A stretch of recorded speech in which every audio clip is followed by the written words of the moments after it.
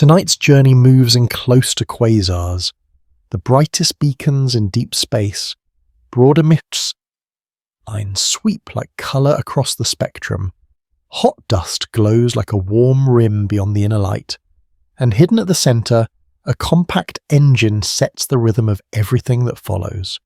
If this kind of calm science storytelling helps the mind unwind, please tap like and subscribe for more long-form sleep documentaries.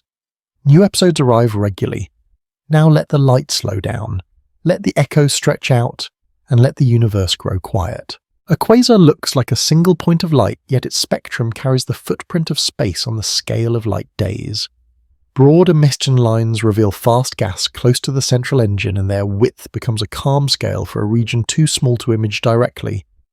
In the inner scene, a thin disk glows with a hard white-blue core and a softer halo.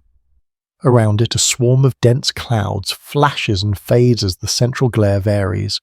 Farther out, a curved rim of dust warms and shines in infrared like a quiet ember ring that never stops radiating. In that region, light behaves as both illumination and messenger.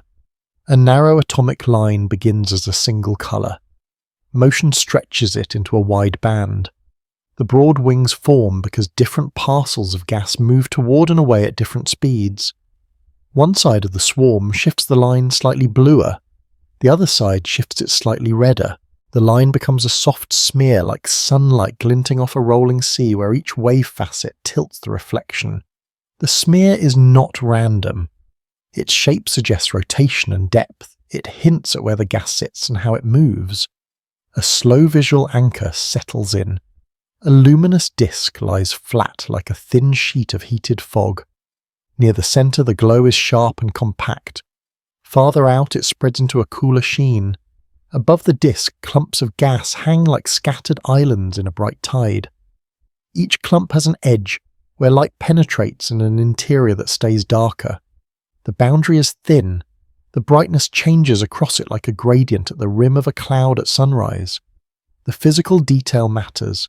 Broad lines emerge from those illuminated skins. The interior stays quiet and opaque. Motion sculpts the light into wings that extend far from the line's centre. The reason this matters is calm and practical. The width of the line carries the speed of the gas. Speed near the centre hints at the strength of gravity. When the line is wide, the central pull must be strong. The central engine then becomes more than a bright dot. It becomes a compact region with measurable influence. A quasar is variable even when it looks steady from far away. The central output rises and falls. The gas responds after a delay because light needs time to travel. A signal would leave the inner disk and reach the line forming clouds later. That lag is a quiet clock. It turns flicker into distance. This method is simple in spirit. It uses the speed of light as a clean scale for distance. A small payoff appears. The broad line region is not guessed only from theory. Its size is constrained by timing. When the continuum brightens, the lines answer later. The delay sets a radius in light travel time. The scale shift is gentle but decisive. The centre itself is compact compared with the region that answers it. The variations can happen on timescales of days or weeks. The responding gas can sit light days to light weeks away. That distance is enormous by planetary standards. It is also tiny by galactic standards. It is a narrow clearing inside a vast forest of stars. It is a small pocket of space where gravity, radiation and motion meet without intermediaries. The broad line region also has texture. It is not a smooth sphere. It is a population of clumps with different densities. Some clumps present larger illuminated faces. Some are shadowed behind others. A line wing can thicken when more fast gas is exposed. It can thin when that gas is hidden. The wings can also tilt if an outflow adds a gentle drift. Each shape is a clue, each clue is indirect. Another small payoff settles in. The line shape is a map of motion. The timing is a map of size. Together they begin to outline the central engine's neighbourhood. A limit of observation enters without drama. The region cannot be resolved into shapes even in the best images. It is far too small and far too distant. The line profile is also a blend. Many different geometries can produce similar wings. A flattened swarm can mimic a rounder distribution. Turbulence can mimic a mild outflow. Even the mass estimate depends on an assumption about the overall structure. The limitation is specific. The spectrum provides one dimension of velocity and one dimension of time delay. It does not hand over a full three-dimensional map. It offers a shadow of the true arrangement. That shadow can be sharp enough for scale. It can be too soft for detail. Another visual anchor arrives and stays slow. Farther from the blaze, dust survives. Dust grains are fragile near intense ultraviolet light. Too close, they sublimate and vanish. At a certain distance, they persist and form a warm inner rim. That rim is curved and thick. It resembles a shallow bowl that catches light on its inner face. The physical detail is a boundary. On one side, dust cannot exist. On the other side, dust accumulates and re-radiates. The glow is softer now. It shifts from harsh blue-white to warm amber. The rim has layers. Its inner face is hottest. Its outer side cools into darkness. Heat spreads through grains and then escapes as infrared light. A single number can sit here as an anchor. Gas in the broadline region can move at about 5,000 kilometers per second. That speed is enough to cross Earth's width in a few seconds. The everyday comparison is only a guide. The true scene is quieter and larger. The gas does not rush along a surface. It circulates in deep space. It follows gravity and pressure. It traces a region measured in light travel time. A small payoff follows. Hot dust provides an independent distance scale. When the central glare brightens, dust warms and brightens after a delay. The delay is longer than for the broad lines because the dust rim sits farther out. The dust echo reveals the size of the infrared emitting region. It also hints at orientation. A thicker rim can hide parts of the inner swarm along some lines of sight. The infrared glow remains because heat irradiates broadly. The quasar's inner engine is then framed by two responding shells. One is gas that answers with lines. One is dust that answers with warmth. The three concepts link into one calm promise. Broad emission lines carry speed and gravity. Reverberation timing turns flicker into distance. Hot dust outlines the survival boundary between vapor and grain. Together they sketch the central engine's neighborhood without any direct image. The next step is to move closer to the disk itself. Its layered temperature gradient sets the light that drives every response. A slow descent toward that gradient begins in the next section. A quasar's light seems simple from afar, yet it is built from a layered surface that changes with radius. An accretion disk sets the central glow through a temperature gradient that fades outward in smooth steps. In that region, the disk is thin and wide. It looks like a dark lake seen at night, except the center burns with a hard pale sheen. The brightness is not uniform. It forms rings of different color like bands of heat across a cooling skillet. The innermost ring shines with the highest energy. Farther out, the tone softens and reddens. The change is continuous. It is a physical gradient across the disk's face. A slow visual anchor holds steady. The disk appears as a flat spiral of light. The inner edge is sharp. The surface outside is calmer and broader. A faint haze rises above it. It is not smoke. It is a thin atmosphere of ionized gas that catches some of the glare. Along the disk, brightness falls with distance. The pattern resembles a candle flame seen through layered glass. The inner layer glows white, the outer layer glows amber. The layered look is the key. It tells where different parts of the spectrum are born. The first concept is the accretion disk itself. Accretion disk means a thin rotating flow that slowly spirals inward. Like water circling a drain, the flow heats as it sinks deeper. Like a record spinning under a warm lamp, the surface radiates steadily. The reason this matters is direct. The disk is the lamp that illuminates every nearby cloud and grain. Its spectrum decides which atoms glow and which dust survives. A small payoff appears. The disk explains why a quasar can drive both ultraviolet and optical light at once. Different radii shine in different bands. The inner zones supply the hardest light. The outer zones supply softer light. The spectrum is not a single colour. It is a blended stack of temperatures spread across radius. A second concept follows in plain terms. Thermal radiation is light set by temperature. Thermal radiation means light whose colour depends on temperature. Like iron that shifts from red to white as it heats, the disk shifts in energy with radius. Like a stove coil that is brightest at its hottest segment, the inner ring dominates the high energy output. The reason this matters is calm and practical. When the inner output changes, the ionization of nearby gas changes. Broad emission lines then respond. When the outer output varies, dust heating can change. The infrared echo then follows. The disk becomes the common cause behind different signals. A single number can anchor scale without strain. The disk can extend to about a light day in radius for the brightest part of the optical glow. That span is roughly the distance light travels in one day. This everyday comparison is gentle. It places the disk between the small and the vast. It is enormous compared with any planet. It is small compared with a galaxy. The scale shift is smooth. Within a light day, the disk's inner rings change on short timescales. Over thousands of years, the large environment can drift and reshape. Both scales coexist. The disk remains the quiet hinge between them. Another visual anchor arrives. Near the centre, the light is so intense that a bright patch looks almost like a small white coin on black velvet. Around it, the glow becomes a pale annulus. The annulus is not a hard edge. It fades outward with a soft gradient. The disk's surface is not perfectly smooth. Turbulence can create mottled patches. Some patches brighten and dim. The changes propagate as heat and density shift along the flow. A signal would travel at finite speed through the disk material. The response is not instantaneous. This creates delays even before light reaches the broad line region. Another small payoff settles in. Variability contains layered timing.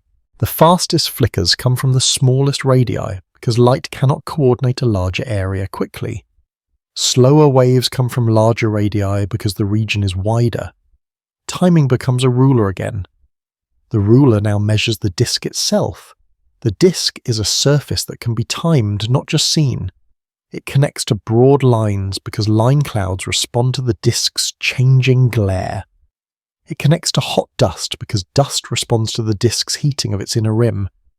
The limitation of intuition appears softly. It is tempting to picture a neat set of rings with fixed temperatures. Real disks are not that clean. The temperature profile depends on how energy is transported. Magnetic turbulence can shift heat. Scattering in a thin atmosphere can reshape the emerging spectrum. The limitation is observational too. The disk is too small to image directly. Its temperature gradient is inferred from spectra and variability. Many different disk models can fit similar data. The uncertainty sits in details like vertical structure and how the light escapes. The spectrum is an average over many patches. It hides small-scale structure. Even timing can be blurred by overlapping regions. Another small payoff arrives. Even with those limits, the disk gradient remains robust as a broad idea. Energy must rise inward as gravity deepens. Light must soften outward as heating drops. That trend is the stable backbone. It is enough to predict where ionizing photons come from. It is enough to predict where dust can survive. It is enough to guide interpretation of broad line delays and dust echoes. A final visual anchor slows the pace again. The disk's outer zones glow like a dim copper halo. The inner zones glow like a pale bead of fire. Between them lies a smooth ramp of brightness. Over this ramp, a thin veil of gas tints the light. The tint is subtle. It can scatter and blur. It can also shield some regions. The entire structure feels like a layered lantern. The lamp is the inner disk. The shade is the surrounding gas. The warm outer rim is the first place where dust can remain intact. The next step is to watch how moving gas turns this lantern light into both two broad emission lines. That step contigues with the geometry of the line-forming region. A broad emission line looks like a gentle blur, yet it's a precise fingerprint of motion. The line becomes wide because the emitting gas is fast and spread across different velocities at once. In that region, the broad line gas does not form a neat shell. It behaves more like a thick belt above the disk. The belt is patchy. It contains dense clumps and thinner filaments. Each piece has a lit face and a shaded back. The lit face is where the line is born. The back is where the light fades into deeper ionization silence. A slow visual anchor forms. The quasar's center shines. Above it, a ring of cloudlets hangs like a wreath of mist. The wreath is not smooth, it has gaps, it has knots, it has thin streamers that curve with rotation. The inner edge of this region is sharp. It is set by how close gas can remain without becoming too ionized to radiate efficiently. The outer edge is softer. It fades where density drops and response becomes weak. Along the ring, brightness changes with angle. One side is slightly brighter because its faces tilt toward the source. The other side is dimmer because its faces turn away. This physical geometry turns into the line's profile. The first concept is Doppler shift. Doppler shift means motion changes the observed light frequency. Like a slow fan of coloured powder, rotation spreads one colour into a wider band. Like a spinning carousel under a single lamp, different points move toward and away at different speeds. The reason this matters is direct. The line width measures speed. Speed combined with size hints at the central mass. The broad line is then a calm ruler made of motion. The line's wings are where the fastest gas speaks. The core of the line is where slower gas contributes. If the region is mostly rotating, the line can look roughly symmetric. If a gentle wind is added, one wing can become slightly stronger. The shape holds a story about flow. It is a story told without any image. A small payoff arrives. Even without seeing the region, the line tells whether motion is mostly orbital or partly outward. A second concept enters with soft clarity. Optical depth shapes how much light escapes from a clump. Optical depth means how opaque a region is to light. Like fog that hides a distant lamp, higher opacity suppresses deeper layers. Like a thick curtain, opacity lets only surface glow escape. The reason this matters is subtle. A clump does not shine evenly. Only a thin skin contributes to the line. The skin can be brighter on the side facing the source. It can be dimmer in shadow. This creates anisotropy. The emission is directional even without any hard beam. It changes with geometry and viewing angle. Another slow visual anchor appears. A clump drifts through the belt. Its front face is bright. Its back is muted. Around its rim, a thin, glowing outline forms where light grazes the edge. The outline is a physical boundary. It's a curved surface where ionization and recombination balance. Inside, the gas stays in a different state. Outside, the gas is more exposed. The boundary moves as the central glow varies. A signal would brighten the skin first. Then it would fade as the electrons settle back. This adds a time texture to the line response. Another small payoff settles in. The same line can change in strength without changing its width. Strength tracks how many skins are lit. Width tracks how fast those skins move. This separation is powerful. It allows speed to be used as a stable indicator while brightness becomes a variable tracer. The scale shift is gentle. The clump skin is thin compared with the clump size. The clump size is small compared with the belt thickness. The belt thickness is small compared with the dust rim farther out. Beyond that, the host galaxy stretches across thousands of light years. Within the inner light, Weak's timing and velocity dominate. Within the galaxy, the quasar's influence becomes more diffuse. The scene holds both scales at once. A single number can anchor the sense of width. The broad line can correspond to about 10,000 kilometers per second of motion. That is enough to circle Earth in a few seconds. The comparison is only a handle. The gas itself follows curved paths in deep gravity. It does not skim a surface. It moves in a broad zone where orbital speed changes with distance. Faster motion tends to come from closer in. Slower motion tends to come from farther out. This radial ordering can be tested through reverberation. Faster gas often responds sooner because it sits closer. Slower gas responds later because it sits farther out. Another small payoff appears. The line can be split into time layers. The wings answer earlier than the core. Time and width align to reveal structure. This begins to turn a single blur into a rough map. The limitation of observation enters with care. The velocity measured from a line is only the component along the line of sight. The true three-dimensional speed is not directly known. The geometry of the region is also uncertain. A flattened belt and a puffed sphere can both produce broad lines. A wind can mimic rotation in some profiles. The models can fit the same data with different assumptions. The limitation is not only theoretical. The spectrum blends light from many clumps at once. Individual clumps cannot be isolated. The region cannot be resolved. The line is an average. It is a shadow cast by a complex swarm. Even so, the shadow still constrains scale and motion. A final visual anchor holds the quiet mood. The broad line region appears as a dim halo of moving mist. The brightest parts are thin skins along edges and rims. The line's wings feel like a gentle stretching of colour. The stretching is not a smear of confusion. It is the signature of a rotating layered environment.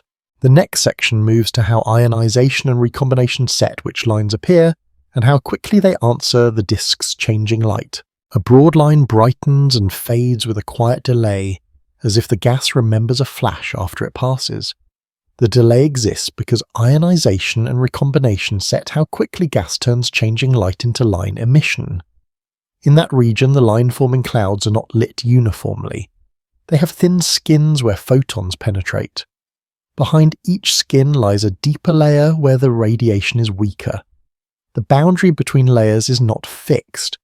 It moves as the central spectrum hardens or softens. A slow visual anchor appears. A drifting clump sits in a field of glare. Its front edge glows in a narrow crescent. The glow hugs the rim like a thin shoreline. The interior stays dim. The backside is shadowed. The crescent thickens when the continuum strengthens. It thins when the continuum relaxes. This physical layering matters. It is the source of timing and selectivity. The first concept is ionization. Ionization means photons remove electrons from atoms. Like sunlight bleaching a fabric, stronger light strips more electrons. Like steam lifting from warm water, electrons leave when energy is available. The reason this matters is simple. The ability to make a line depends on which electrons remain bound. If a gas is too ionized, a given line cannot form. If it is less ionized, the line can appear strongly. The second concept is recombination. Recombination means electrons reattach and release light. Like a dust cloud settling after a brief gust, the gas relaxes when the flash fades. Like a bell that rings after a tap, the line appears after electrons return. The reason this matters is timing. Recombination does not happen instantly everywhere. It depends on density and temperature. In dense gas, the return can be quick. In thinner gas, the return can be slower. This creates a response function. The line is not only a measure of speed, it is also a measure of how gas changes state through time. A small payoff arrives. The broad line region is not only mapped by light travel time, it is also filtered by gas physics. A fast clump can be close yet still respond weakly if it stays over ionized. A slower clump farther out can respond strongly if it sits in the right ionization zone. The delay measured in reverberation is then a weighted average. It favors zones that can actually emit. This explains why different lines show different delays.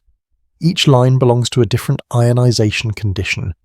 Each condition occupies a different layer in the cloud and a different radius in the region. Another slow visual anchor steadies the scene. A thin ionization front wraps around a clump. The front is a curved sheet. It has a bright edge where photons first meet neutral gas. Just behind that edge, the gas changes rapidly with depth. The gradient is steep. The temperature can be higher near the surface.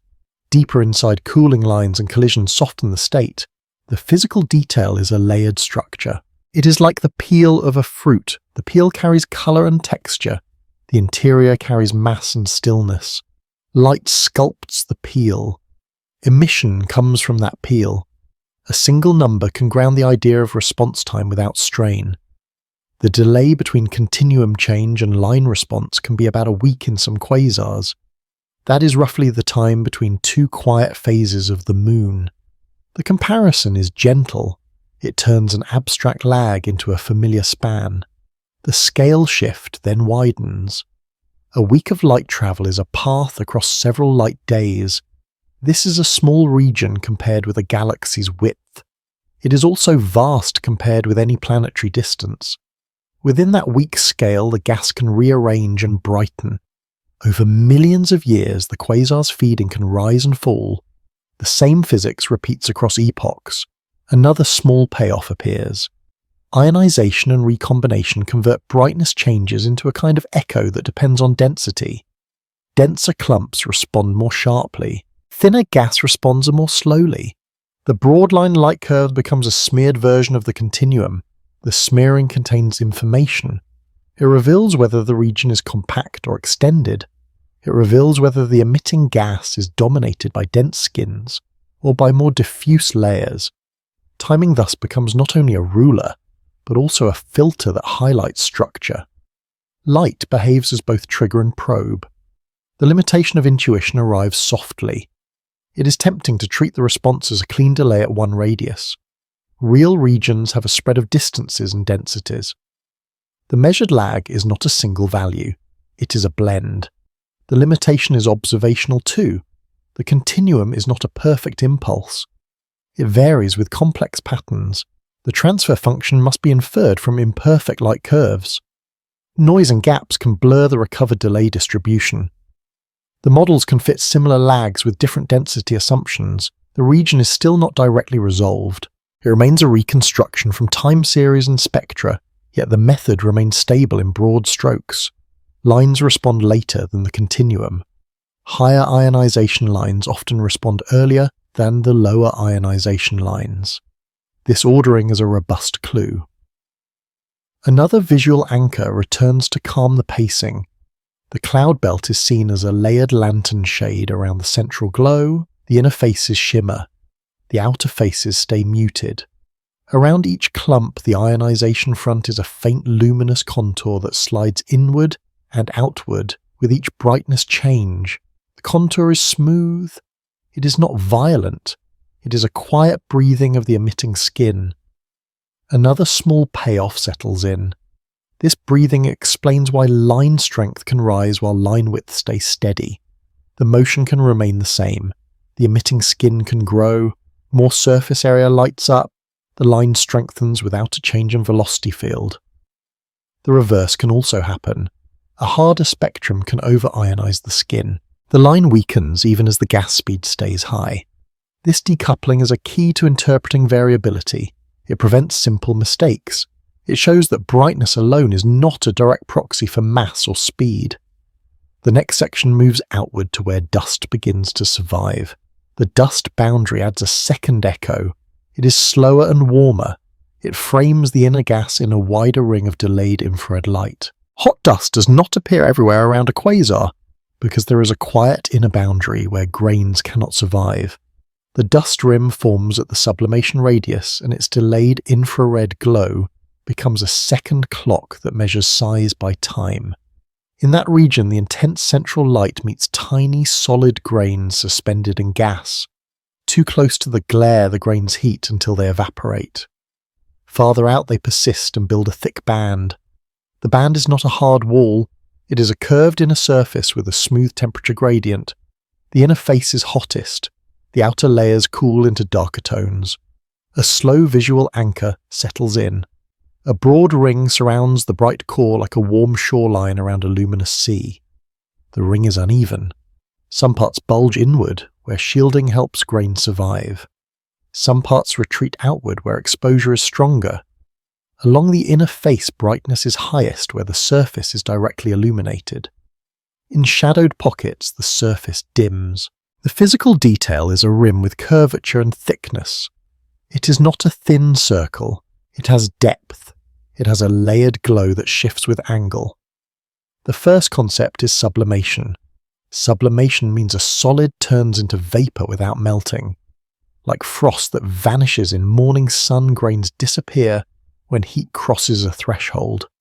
Like dry ice that fades into gas solids can leave without a liquid stage.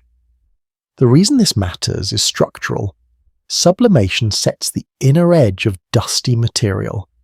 It carves a cavity around the central engine. That cavity becomes a geometric feature. It shapes what is hidden and what is visible. The second concept is infrared re-emission. Infrared re-emission means warmed dust radiates at longer wavelengths. Like a brick that stays warm after sunset, grains store heat and release it slowly. Like a heated blanket, the dust radiates softly rather than sharply. The reason this matters is timing. Dust responds to changes in the central light after a delay. The delay is light travel time plus thermal adjustment. This creates an infrared echo. The echo lags behind the optical and ultraviolet variations that drive it. A small payoff arrives. The dust echo offers an independent size scale that does not rely on gas line physics. If broad lines map a region of ionized skins, dust maps a region of surviving solids. The two scales can be compared. When both are measured, the geometry gains a second anchor. The inner engine is framed by a fast echo from gas and a slower echo from dust. The difference between them is not only distance, it is also the change in material state. Gas can exist close in. Dust cannot. This simple fact organizes the inner environment. Another visual anchor appears. The inner dust surface looks like a glowing crescent. It is brightest on the side facing the central source. Its brightness fades across a gradient toward the outer layers. Tiny grains scatter some light forward. Larger grains absorb and re-radiate. The surface has a fine texture. It is a patchwork of warmer and cooler zones. Warm zones sit where illumination is direct. Cooler zones sit where gas and dust cast shadows. Shadows are physical, they are not empty. They are regions where photons are fewer. The boundary between lit and shadowed zones can shift as the central output changes. Light behaves as the sculptor of these contrasts. A single number can anchor the delay with a calm scale. The infrared echo can lag by about a month in some luminous quasars. That is roughly the time between two full moon phases. The comparison is quiet and familiar. It translates a light travel distance into a human-sized calendar span without inserting any people. The scale shift becomes smooth. A month of light travel spans tens of light days. That distance dwarfs the inner disk's fastest zones. It still sits far inside the host galaxy. The quasar's core is then a nested set of regions. Days for the inner disk and some line response, weeks for much of the broadline region, months for the dust rim. Each time scale is a ring in time rather than a ring in space, yet the two rings correspond. Another small payoff settles in. The dust rim is not only a stopwatch, it is also a thermometer for luminosity. A brighter central engine pushes the sublimation boundary outward. A dimmer engine allows dust to creep inward. The rim's location tracks the average power. It does so in a self-regulating way. Grains that drift too close are removed by heat. Grains that sit safely farther out persist and accumulate. This creates a stable inner cavity even when the quasar flickers. The limitation of observation arrives gently. The dust rim is inferred from infrared light curves and spectra. It is not directly imaged. Many geometries can produce similar delays. A thin ring and a thick bowl can both echo with comparable lags if weighting differs. The thermal response adds complexity. Grains do not all heat and cool at the same rate. Grain size and composition matter. The emitted infrared spectrum blends contributions from different temperatures. This makes the rim's exact thickness uncertain. The limitation is specific. The echo provides a characteristic radius, not a detailed map. It cannot easily separate near side from far side without additional constraints. Yet the boundary concept remains robust. Dust cannot survive inside a certain radius. That fact alone is a strong structural clue. Another visual anchor returns with calm detail. The dust surface appears as a softly glowing inner wall. It curves around the center. Its inner face is brightest at a narrow band where temperature peaks. Just beyond, the glow relaxes into a deeper red. Farther out, the surface becomes faint. The gradient is smooth like a slow fade across velvet. In shadowed grooves, the glow is reduced. In exposed ridges, the glow is stronger. This pattern hints at clumpiness. Dust is not perfectly smooth. It is a collection of dense knots and thinner gaps. Radiation leaks through gaps and heats deeper layers. Shadows form behind knots and cool the wake. Another small payoff arrives. The dust rim can also influence which broad line regions are visible. If dust rises above the disk plane, it can obscure some lines of sight to the inner gas. The broad lines can then appear weaker or altered in shape. The infrared glow remains because dust radiates in many directions. This links dust geometry to spectral diversity without requiring any human vantage. The next section moves deeper into how timing becomes a measuring tool. Reverberation mapping turns lags into sizes, and it uses the disk as a driving signal for both gas and dust. A quasar's central engine is measured most cleanly by time because light cannot travel faster than itself. Reverberation mapping turns its delays into distances, and it builds a scale for regions that remain unresolved.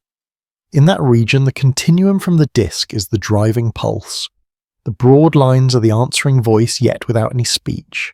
The dust infrared glow is a slower reply. Each reply arrives after a lag. The lag is not a decoration. It is geometry expressed in time. A slow visual anchor forms. A bright core flickers. Around it, a thin shell of gas skins brightens as a ring of faint light.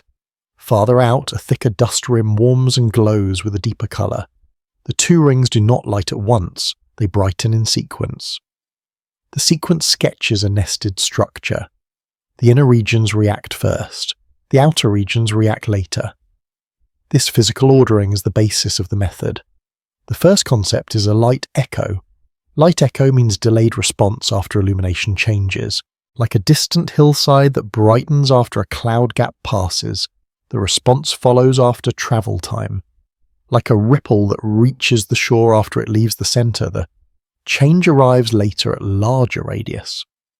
The reason this matters is measurement. The delay is a direct proxy for distance. The speed of light is the conversion factor. The second concept is the transfer function kept in plane form. Transfer function means how a region spreads a pulse in time. Like a sponge that turns a splash into a slow seep, an extended region smears variability. Like a chorus of bells with different lengths, a region produces overlapping responses that blend. The reason this matters is structure. A narrow response suggests a compact region. A broad response suggests a spread in radius or angle. Reverberation is not only about one lag, it is about a distribution of lags. A small payoff arrives. The broad line region can be separated by velocity. The wings of a line often respond earlier than the core. This implies that faster gas tends to lie closer in. Timing and speed then link. A rough map emerges. The map is not drawn on space. It is drawn on a plane of velocity and delay. It is a map of how motion is arranged with radius. The method extracts geometry from two observables. One is how fast the gas appears to move. The other is how late it answers. Another slow visual anchor appears. The emission line is imagined as a wide band. The band has a bright center and faint wings. When the continuum rises, the wings brighten first, then the center follows. The sequence is smooth. It is not an abrupt jump. It resembles a gentle tide filling deeper channels first and then spreading across a flat. The physical detail is in the line profile itself. The wings are broad and low, the core is narrower and higher. The broadness reflects velocity, the changing brightness reflects illumination and recombination. A single number can anchor the typical scale. A reverberation lag for a broad line can be about 10 days in some quasars. That is like waiting through a long stretch of calm weather between two shifts of the sky. The comparison is quiet. 10 days of light travel means the emitting gas is about 10 light days from the driving source. The scale shift is gentle but large. 10 light days is far beyond any planetary orbit scale. It is still tiny inside a galaxy. It is a small inner neighborhood carved out of a much larger system. Within that neighborhood, time can stand in for distance. Another small payoff settles in. Dust echoes extend the ruler outward. If dust responds after a month, the dust rim lies farther out than the broad line region. This creates a layered size ladder. The ladder can be used to test models of how luminosity sets boundaries. Brighter sources tend to have larger dust cavities. Dimmer sources have smaller ones. The echo lags can track that scaling. This gives a way to compare different quasars without imaging them. Time becomes a universal measuring tape. Light behaves as the tick marks. Another visual anchor slows the pace again. Imagine a pulse of brightness leaving the disk. It travels outward in a spherical wave of photons. The wave meets the broad line cloud belt first. The belt answers with emission lines. Then the wave reaches the dust rim. The rim answers with infrared glow. Between the disk and the belt, the space is not empty. It contains tenuous gas that can scatter some light. Scattering softens and delays the driving signal. The edge of the wave is not infinitely sharp. It becomes rounded. This physical smoothing affects the measured transfer function. Another small payoff appears. Reverberation mapping can also estimate the central mass when combined with velocity. The size from lag gives a radius. The velocity from line width gives a speed scale. Together they imply a gravitational mass scale through orbital balance. This is not a direct way, it is an inference.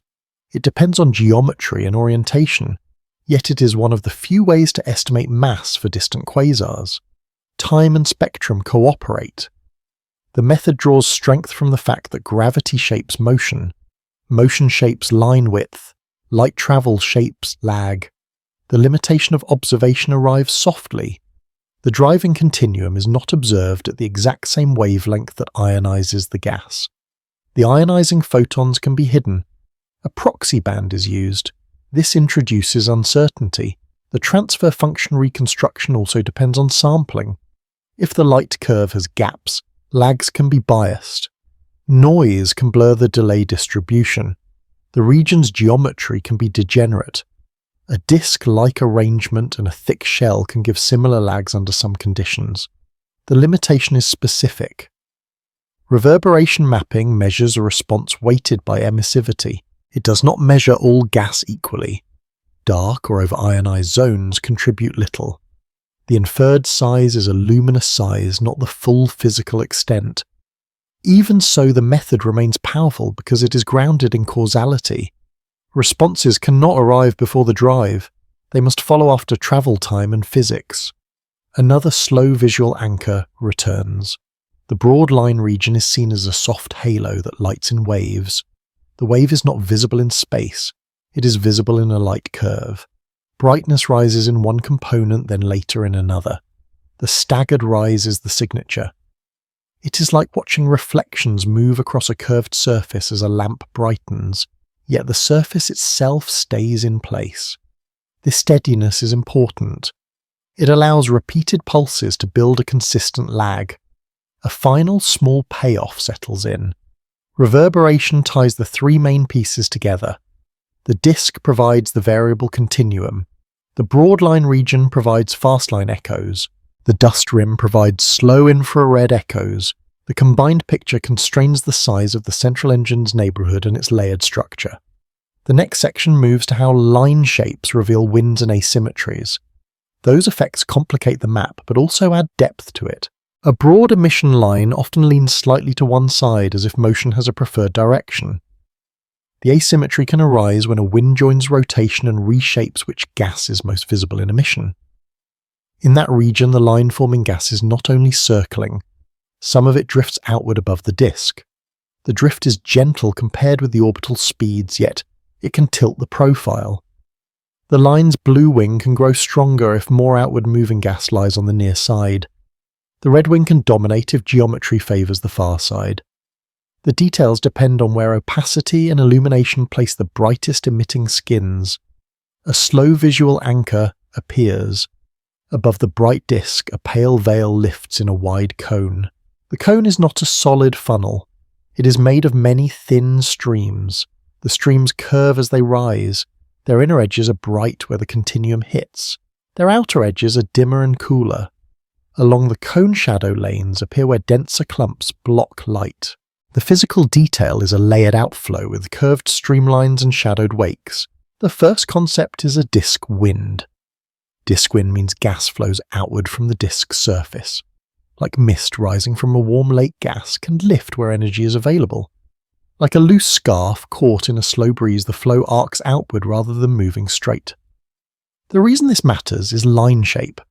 A wind adds a systematic velocity component. It can shift where emission is strongest in velocity space. It can also change the time response. Gas closer in can be accelerated and then move outward, mixing radii and delays. The second concept is radiative transfer kept simple. Radiative transfer means light is absorbed and scattered through material. Like headlights in fog light is reshaped by scattering and opacity. Like sunlight through a sheer curtain, brightness becomes directional and softened. The reason this matters is asymmetry. The near side of an outflow can be brighter because its illuminated skins face outward. The far side can be dimmer because it is seen through more material. This preferential visibility can make a line look blue-shifted, even if the bulk motion is not purely outward. A small payoff arrives. Asymmetry does not automatically mean the whole region is streaming away at high speed. It can mean that emission is weighted toward one side by opacity and illumination. The line becomes a balance of geometry and motion. This helps avoid a common misreading. A tilted line is not a direct speedometer for the entire region. It is a speedometer for the bright parts that manage to radiate and escape. Another visual anchor slows the pace. The emission line is imagined as a wide hill of light. The hill has a gentle slope on one side and a steeper drop on the other. The crest sits slightly off-center. Beneath that shape, streamlines in the wind curve like long strands of silk in slow rotation. The strands are brightest along their inner edges. Each inner edge is a thin, luminous ribbon. Behind each ribbon is a dim shadow where photons are fewer. The bright ribbons are not identical. Some are denser and respond more strongly, some are thinner and respond more weakly. The profile's asymmetry becomes a census of which ribbons dominate. A single number can anchor the sense of wind scale without strain. The wind can add about 1,000 kilometers per second of outward drift. That is comparable to crossing Earth's diameter in roughly a dozen seconds. The comparison is a handle, not the scene. The gas is not skimming a surface. It is curving in space. It is embedded in a field of gravity and radiation. The scale shift is gentle. 1,000 kilometers per second sounds fast, yet it is smaller than the orbital speeds that broaden the line by many thousands. A modest drift can still bias the shape. Over days to weeks, the line wings can change as different parcels brighten. Over millions of years, the wind can carry energy outward and shape the larger environment. The same flow that tilts a line on short timescales can contribute to feedback on long timescales. Another small payoff settles in. Winds complicate reverberation mapping, but also enrich it. If the near side dominates the line, the measured lag can be shorter than the true average radius. If the far side dominates, the lag can be longer. The transfer function becomes skewed. Velocity-resolved delays can show a pattern where blue wing response differs from red wing response. This pattern can distinguish outflow from pure rotation. Timing thus remains useful. It simply needs a more careful interpretation. The limitation of observation arrives softly. Line asymmetry can be produced by several effects at once. A wind is one. Obscuration by dust is another. Scattering in a hot atmosphere can smear and shift profiles. Even the disk's illumination pattern can be anisotropic. The spectrum alone cannot uniquely separate these contributions. The limitation is specific. Only line-of-sight velocities are observed. The three-dimensional flow remains hidden. Different wind opening angles can fit similar line shapes. Different opacity distributions can do the same. Without direct imaging model, degeneracy remains. Yet some constraints are stable. Persistent blue shifts in high ionization lines suggest an outflow component. Smaller shifts in low ionization lines suggest those arise in denser, more bound zones. This ordering provides a consistent clue. Another visual anchor returns to calm the pacing. The wind cone is seen in cross-section as a softly glowing wedge. The inner boundary is brighter and sharper. The outer boundary is more diffuse. Between them the glow is mottled. The mottling is due to clumps and filaments. Each filament casts a faint shadow behind it. The shadows are long and thin. They drift as the flow rotates. Light behaves as a tracer of structure. A signal would brighten the inner boundary first, then it would spread across the wedge. This creates a delay gradient along the flow. Another small payoff arrives. The same asymmetry that tilts a line can also signal where hot dust begins. If dust rises into the wind, it can obscure the far side more strongly. The profile can then become more one-sided. The infrared echo can remain robust because dust re-radiates widely. This links wind geometry to dust geometry. It suggests a continuous structure rather than separate compartments. The wind can be the bridge between inner gas and outer dust. The next section moves to the dust itself in more detail. Grain size and temperature determine the infrared spectrum, and that spectrum can hint at the rim's thickness and clumpiness. Hot dust around a quasar glows with a soft spectrum because grains of different size share heat differently. The infrared shape encodes grain temperature and clumpiness, and it hints at how thick the dust rim really is. In that region, dust is not a smooth fog. It gathers into dense knots separated by clearer gaps. Each knot has a bright-hot inner face. That face is heated by the central continuum. Behind it, a cooler shadowed layer forms. The result is a layered wall with warm patches and cool pockets. The physical detail is a mottled surface. It has ridges and indentations. It has a gradient from a bright inner skin to a dim outer body. A slow visual anchor appears. The inner dust rim looks like a crescent of warm light. Along the crescent, small islands of brightness sparkle softly. Between islands, the glow dips. Thin shadow lanes trail behind the islands, curving with the rim's shape.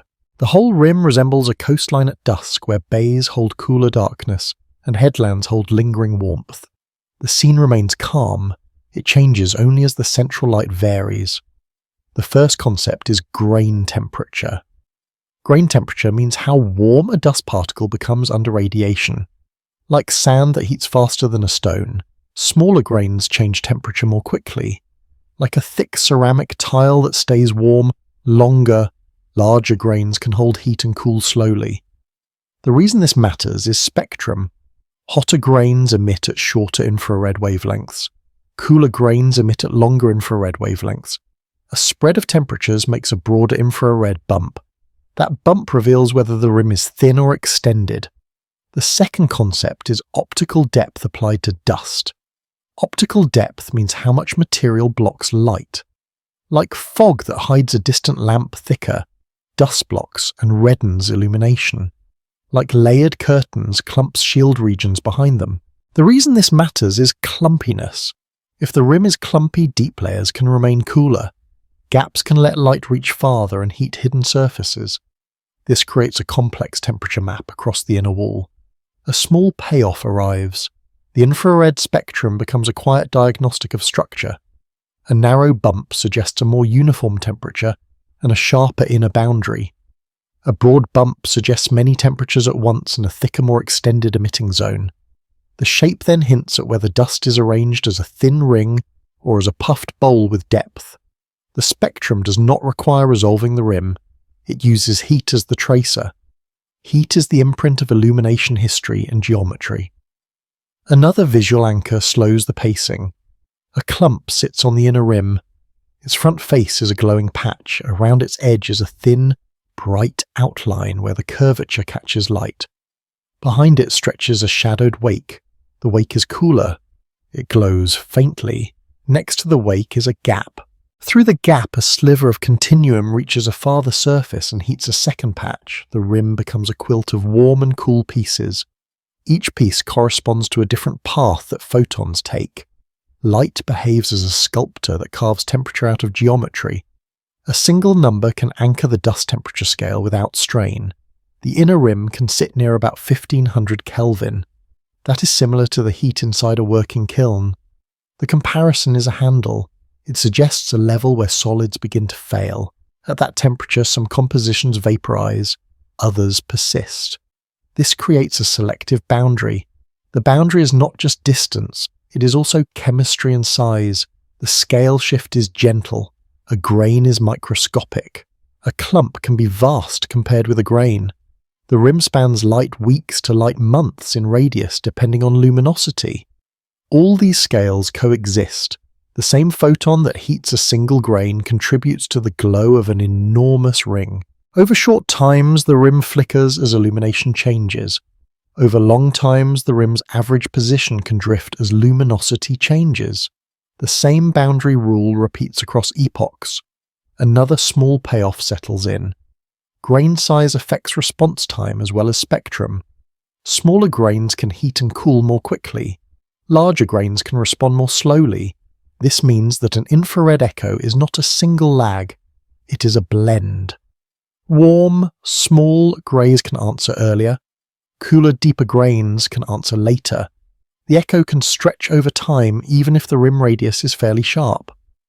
This explains why some infrared light curves look smoother than optical ones. The dust acts like a thermal buffer. It turns a jagged drive into a softer reply. The limitation of observation arrives softly. Dust properties cannot be read uniquely from the spectrum alone. Different compositions can mimic each other. Different grain size distributions can produce similar bumps. Clumpiness can mimic a smooth gradient. The limitation is specific. The observed infrared is an average over many temperatures and many sightlines. It cannot directly reveal the exact thickness of the rim or the exact fraction of gaps. It also depends on how much of the rim is visible without heavy obscuration. Without direct images, the geometry remains partly degenerate. Yet certain constraints are steel. A very sharp inner boundary still requires sublimation physics. A broad temperature spread still implies depth or clumpiness. The inference is not perfect, it is still informative. Another visual anchor returns. The rim is seen as a warm bowl with a bright lip. The lip is where grains face the source and reach the highest temperatures. Behind the lip, the bowl interior is dimmer. It is layered like soft sediment. The layers are not uniform. They fold around clumps. They form pockets of cooler glow. The bowl shape naturally provides both bright faces and shadowed recesses. It is a geometry that fits a varied spectrum. Another small payoff arrives. The dust spectrum can connect back to broad lines. If the dust rim is thick and clumpy, it can shield parts of the broad line region. This can change which gas contributes to the line and how the line responds. The infrared shape then becomes part of the same story as line profile asymmetry. The central engine is a connected system. The disk drives illumination. Gas and dust respond with their own physics. Geometry determines what escapes. The next section moves to the fastest variability again. The smallest scales are hidden, yet flicker sets limits on how compact the central source can be. The fastest flickers in a quasar act like a soft ruler because a region cannot brighten coherently if it is too large. Rapid variability sets an upper limit on the size of the central engine even when nothing can be resolved. In that region, the continuum from the inner disk is not steady. It rises and falls in a pattern of small surges. Each surge travels outward as light. Gas and dust answer later, yet the first constraint is already present in the drive itself. A change that occurs in a short time implies a compact origin. The physical detail is coherence. A surface can only change together if information crosses it in time. Light is the messenger. If the surface is wide, different parts would lag. The total glow would smear. If the surface is compact, the glow can rise quickly. A slow visual anchor forms. The inner disk appears as a bright bead at the center of a darker, wider sheet. The bead is not a point. It has an edge that fades into a gradient. The gradient is steep. It transitions from intense white blue to softer light over a short radial span. On that bead, brightness mottles in patches. The patches are small. They appear and dissolve. Their edges are soft.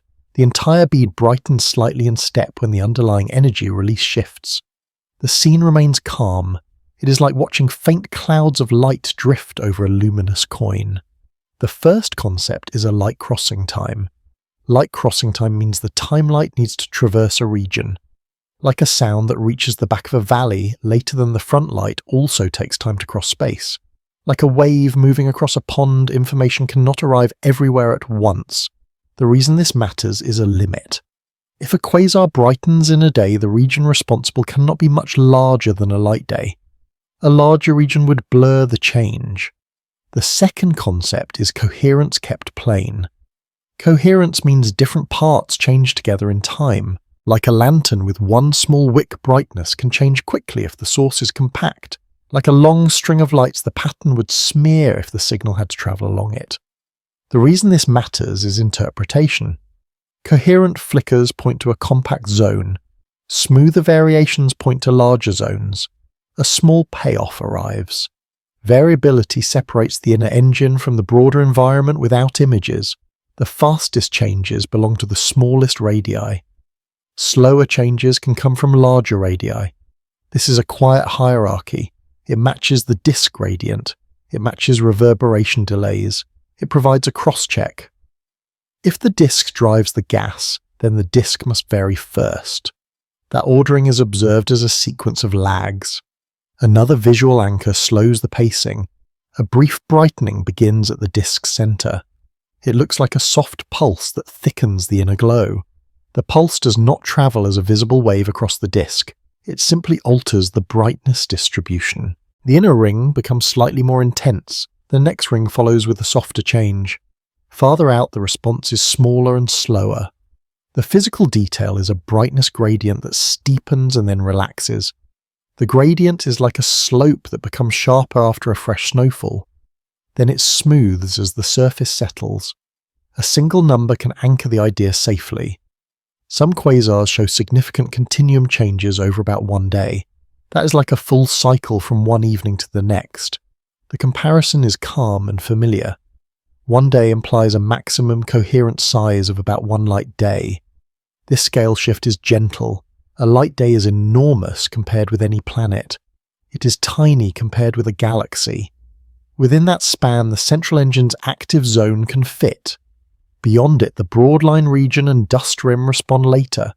The rapid flicker does not belong to them. It belongs to the compact source that illuminates them. Another small payoff settles in. The size limit from variability also constrains how broad emission lines can respond.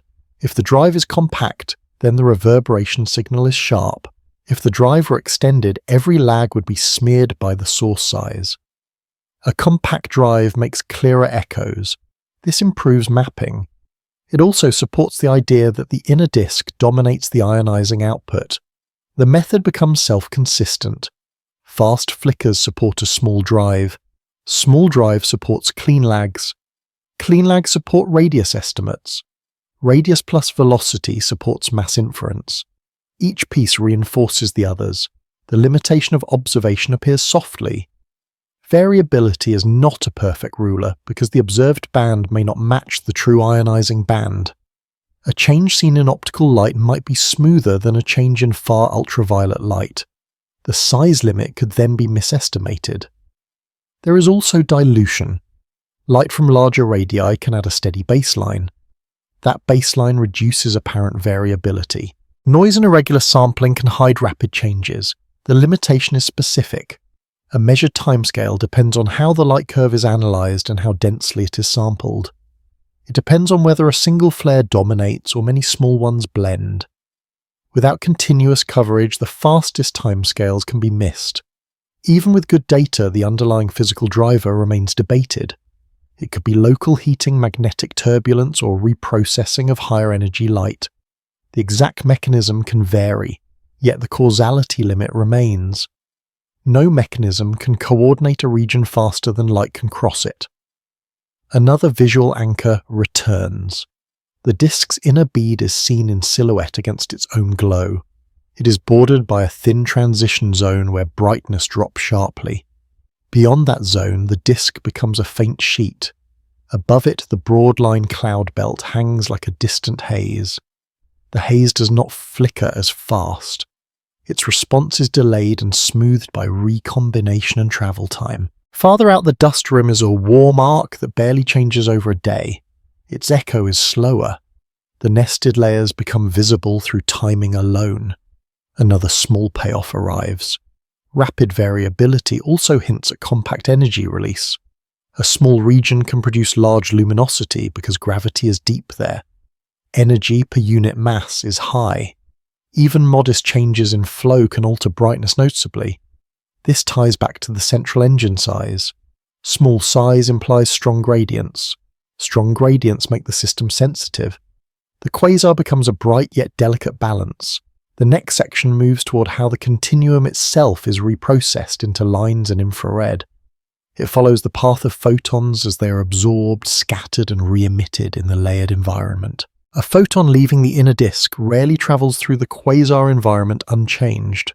Reprocessing turns the same energy into broad lines and warm infrared, and the pathway depends on absorption and scattering in layered material. In that region, light moves outward through an uneven landscape. Some paths are clear, some are blocked by gas or dust. The block does not merely remove light, it reshapes it. Energy absorbed by gas can return as line emission. Energy absorbed by dust can return as infrared glow. Scattering can redirect photons and soften gradients. The physical detail is stratification.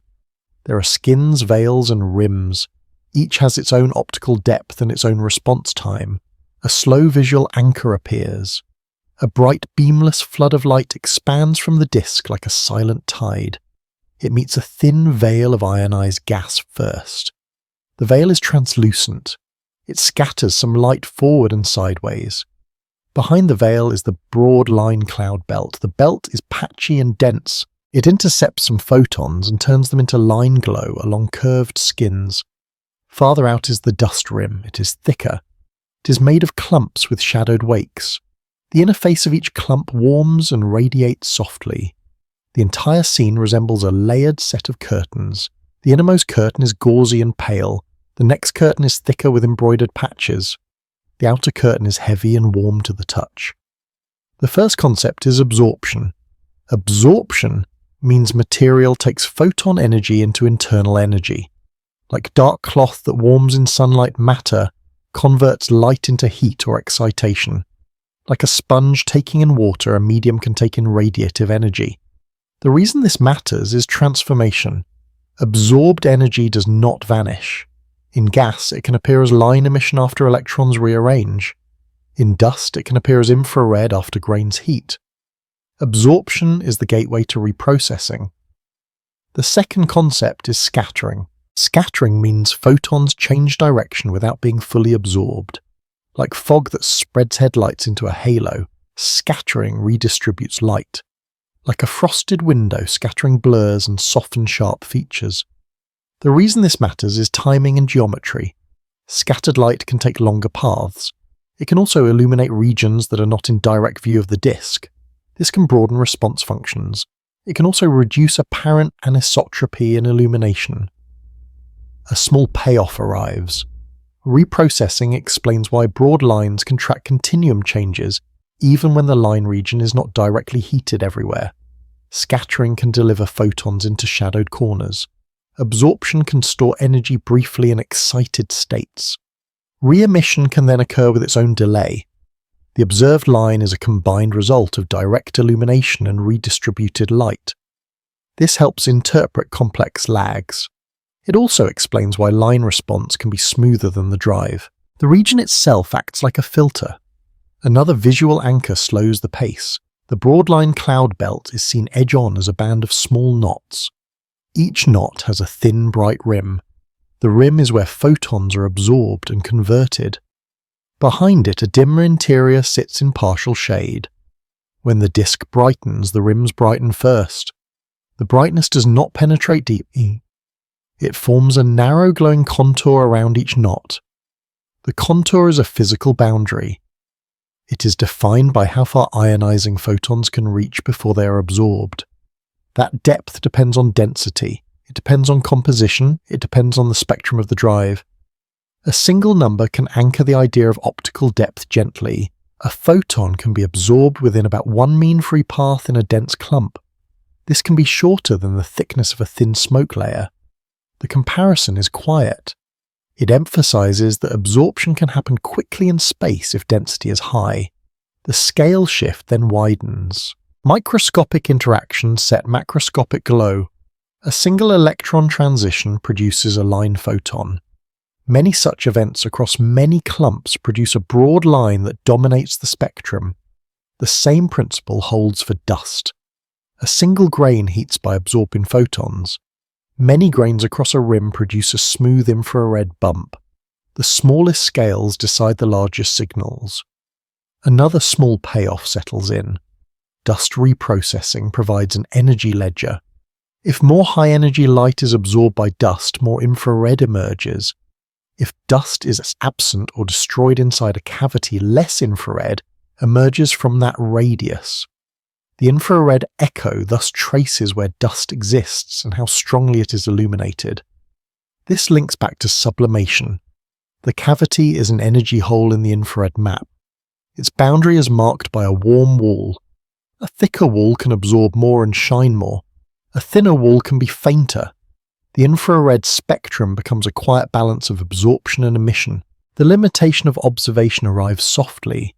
It is difficult to disentangle absorption from scattering using only a broad spectrum.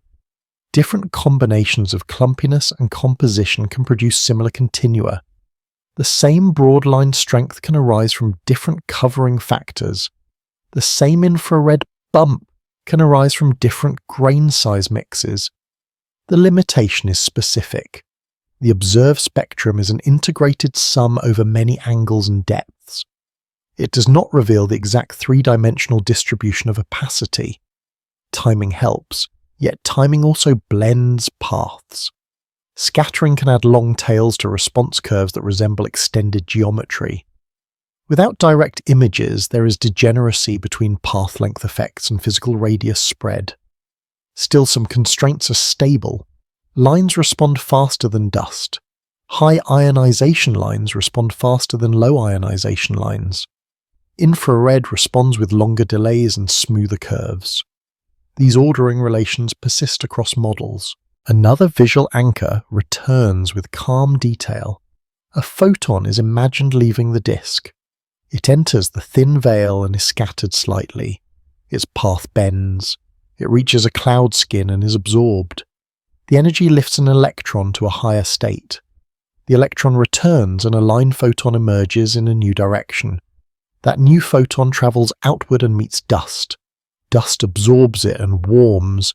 The grain then emits infrared. The original energy has changed form twice. It has also changed direction twice. The pathway is complex. The outcome is observable as line and infrared emission. Another small payoff appears. This chain explains why the quasar environment can act like a spectral machine. It takes a sharp central spectrum and turns it into many features. It creates broad lines from fast gas. It creates infrared from warm dust. It creates smooth continua from scattering. The machine is powered by the central gradient of the disk. It is shaped by geometry and opacity. The next section widens the view to how orientation affects what escapes. The same layered structure can look different depending on which regions are hidden by dust and which are exposed. A quasar can look like different objects without changing its inner engine, because dust shapes what escapes. Orientation and obscuration can hide or reveal broad lines in the hot dust rim, turning geometry into apparent diversity. In that region, the central continuum is surrounded by layered material. The accretion disk is flat and bright. Above it, gas forms a broad line zone. Farther out, dust forms a thick structure with a hollow inner cavity. The cavity has a bright inner wall. The wall glows in infrared. The dust itself is clumpy. It contains dense knots and thinner gaps. The physical detail is a rim that is not uniform. It has a curved inner face. It has protruding clumps that cast long shadows. It has clear corridors where light leaks. A slow visual anchor appears. The dust structure resembles a wide collar around the nucleus. The collar is thickest near an equatorial band. Its inner edge is a glowing arc. Above and below that band, the collar thins into a softer haze. Through some angles, the bright core is seen directly. Through other angles, the view passes through a stack of clumps. The bright core then becomes muted. The broadline region can be partly hidden behind the same clumps. The scene is calm. It is like looking at a lantern through layers of fabric. In one direction, the flame is clear. In another direction, the flame is softened and reddened. The first concept is obscuration. Obscuration means dust blocks and reddens light. Like a thick curtain dimming. A window, dust reduces direct continuum. Like smoke in a room, dust can scatter and absorb, leaving a diffuse glow. The reason this matters is classification. Broad lines can appear weak or absent if the line region is hidden. The continuum can appear dimmer and redder. Infrared can remain strong because dust re-emits broadly. The second concept is covering factor. Covering factor means how much of the source is surrounded by material. Like an awning that covers part of a courtyard, a larger cover intercepts more light. Like a roof with many shingles, more coverage means fewer clear gaps. The reason this matters is energy balance. A higher covering factor leads to more absorbed energy and stronger infrared emission. A lower covering factor allows more direct light to escape and yields a weaker infrared bump. A small payoff arrives. Orientation effects can be tested by comparing broadline strength and infrared strength. If broadlines are weak and infrared is strong, dust is likely intercepting a large fraction of light. If broadlines are strong and infrared is moderate, a clearer path may exist. This does not require a viewpoint with any person. It is simply an angle through a three-dimensional structure. The same engine can then present different spectra. The differences are not only intrinsic, they can be geometric. Another visual anchor slows the pacing. A single clump on the inner dust wall is seen as a dark lump against warm glow. Its front face is bright. Its back face is cool and dim. Behind the clump, a shadow wedge extends inward. The wedge passes through part of the broadline cloud belt. Within the wedge, fewer ionizing photons arrive.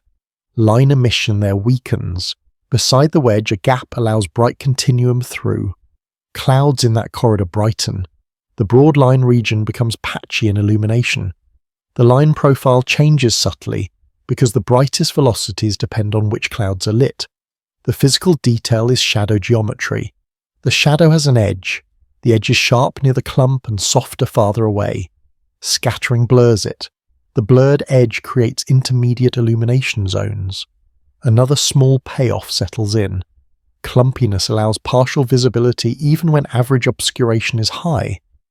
A narrow gap can deliver a direct view of the inner disk for a short time. Variability can then include sudden changes in apparent continuum without a large intrinsic change. The dust behaves like a shifting screen. It can modulate brightness and color. It can also modulate which parts of the broadline region are excited. This produces complex correlations between continuum and line strength.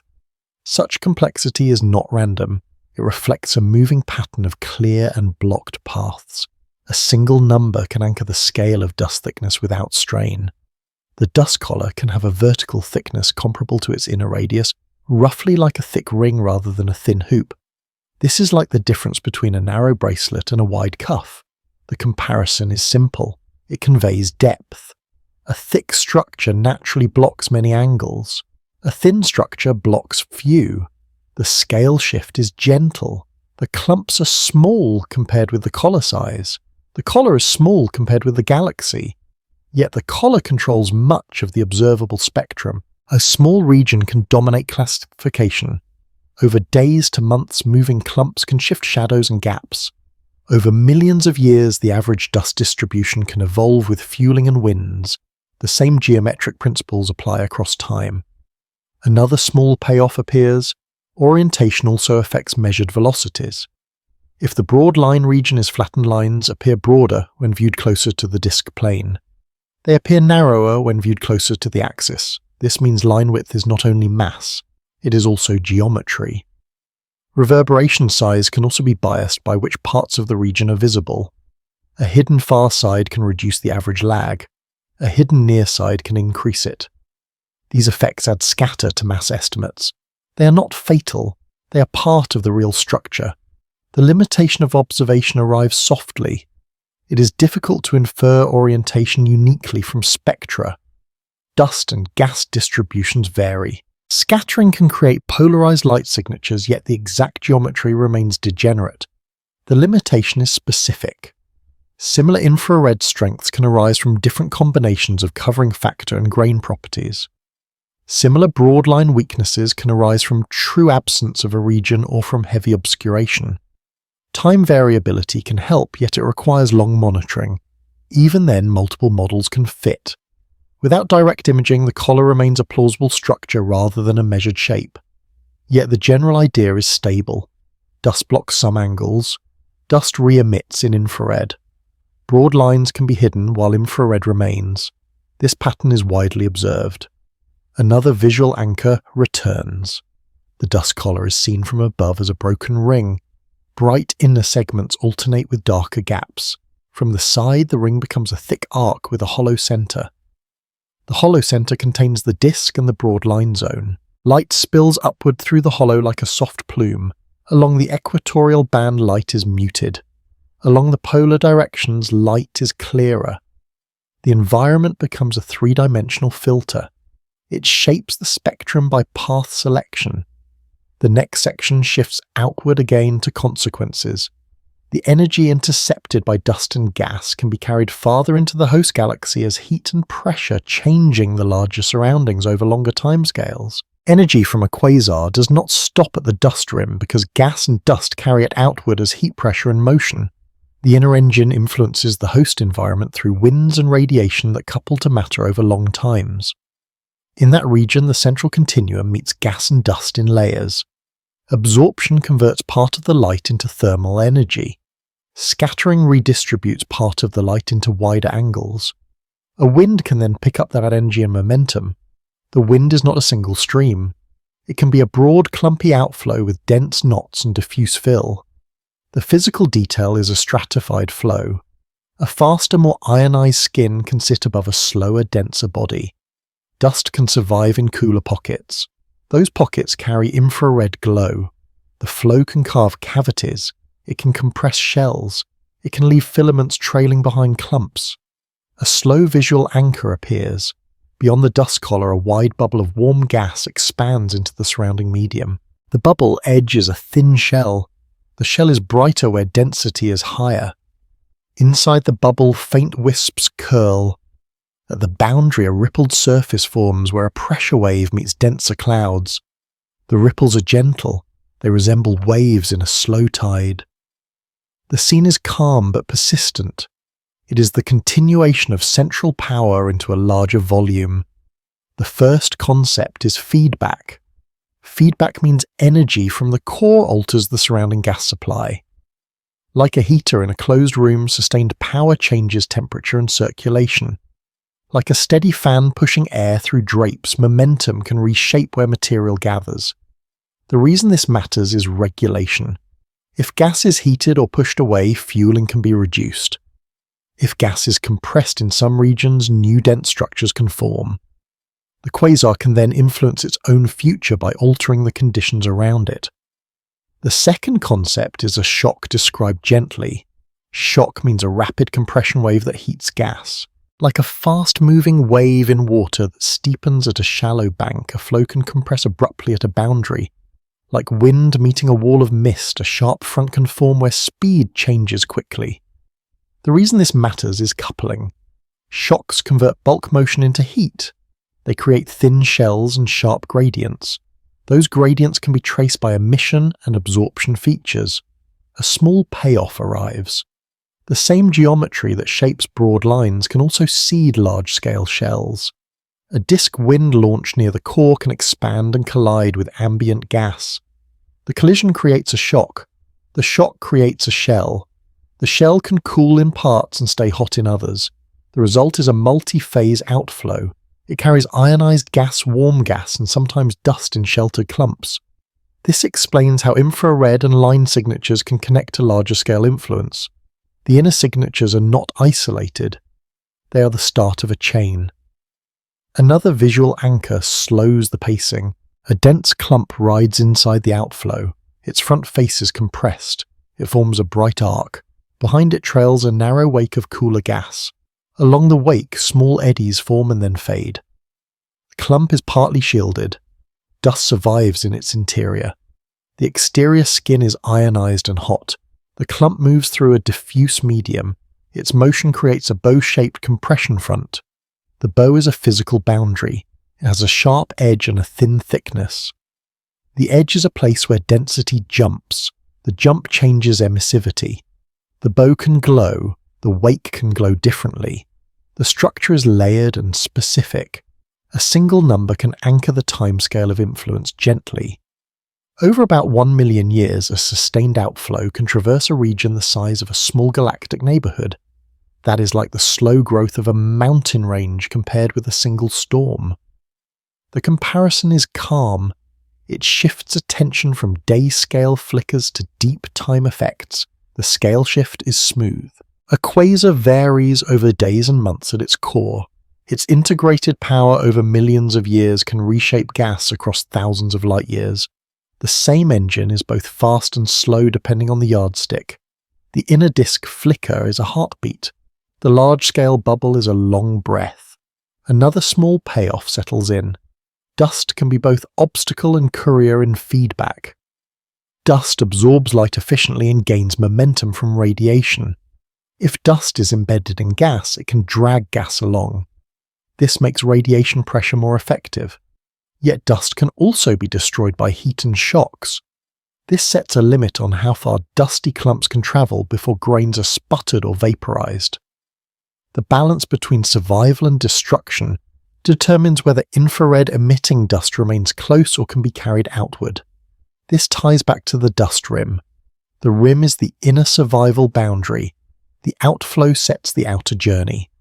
The limitation of observation arrives softly. Large-scale feedback is hard to measure in detail because the same signatures can arise from different geometries and phases. Absorption lines can trace only the material along a line of sight. Emission can be biased toward dense regions. Projection can confuse size and speed. The limitation is specific. Without resolving the flow, it is difficult to separate a wide-angle outflow from a narrow cone.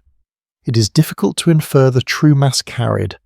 It is difficult to know the filling factor of clumps. Time variability helps a little at these scales, because evolution is slow. Models must then rely on indirect diagnostics. Yet some constraints remain. Sharp edges in shells imply shocks. Broad diffuse halos imply heated gas. Strong infrared implies dust survival in some portion of the flow. These clues can be assembled into a consistent picture even if not unique. Another visual anchor returns. The expanding bubble presses against an uneven medium. Where the medium is denser, the shell slows and thickens.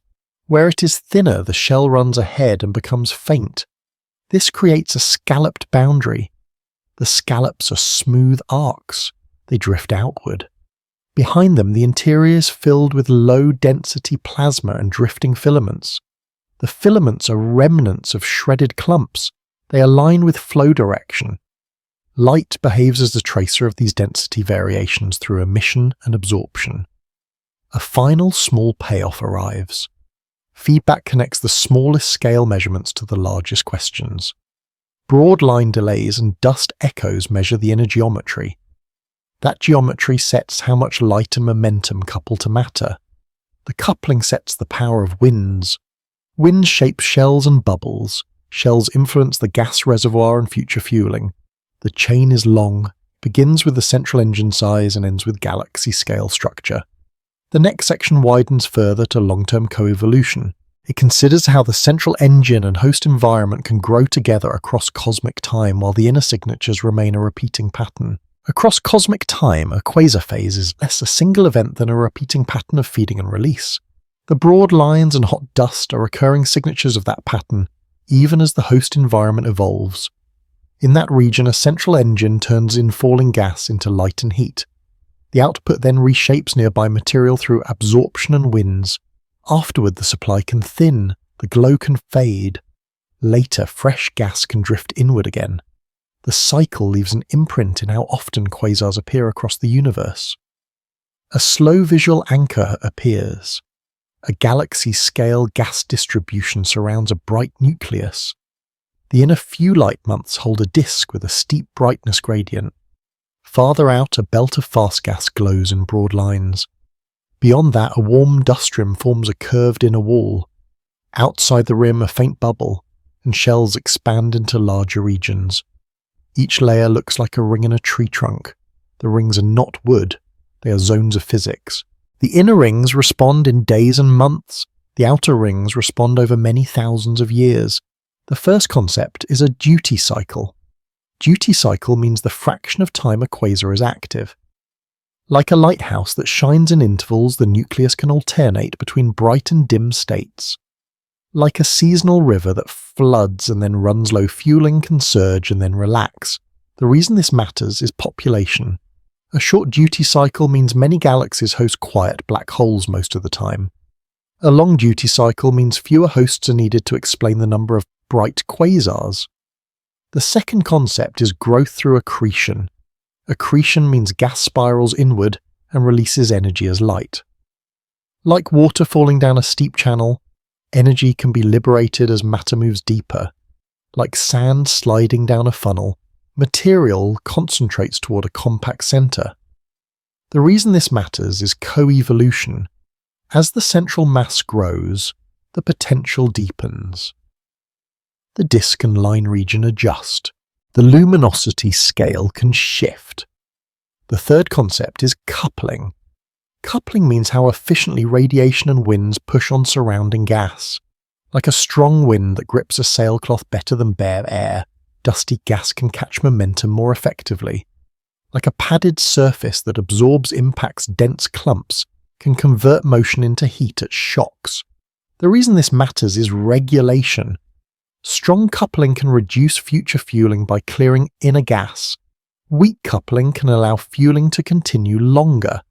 A small payoff arrives.